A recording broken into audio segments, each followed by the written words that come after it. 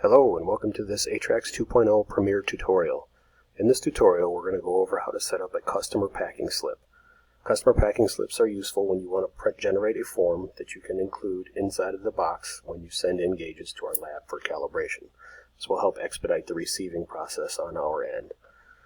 So to set up a customer packing slip, you can log into your home screen from your Premiere account, and you have an events drop-down list up here. This is also available on your equipment screen. You should have an events drop-down.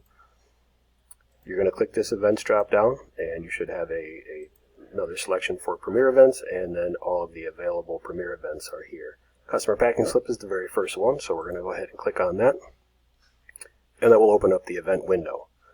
What the event is going to be asking for is a list of gauges, and that's basically about it, and select the type of calibration or repair service. So to choose your equipment, the bottom pane down here says choose equipment, and we can see that I'm on Mike's lab.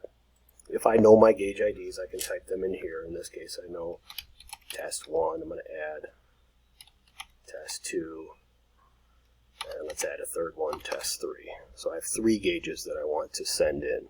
If I didn't know my gauge ID specifically, I can click on this drop down right here, and then I can add from Equipment Finder or search by all sorts of different ways to find my equipment. In this case, I have my 3 gauges selected. All of these coming in are going to default to a service type of calibration. If you wanted any of these to come in for, say, repair or something besides calibration, you could highlight the gauge down here, and your service type, we see how test 2 has been selected. If I click on calibration, I can change that to repair or repair and cal, and that will switch that one gauge. So now if I click on test 1, it's coming in for cal, test 2 is coming in for repair and cal, and test 3 is coming in for calibration.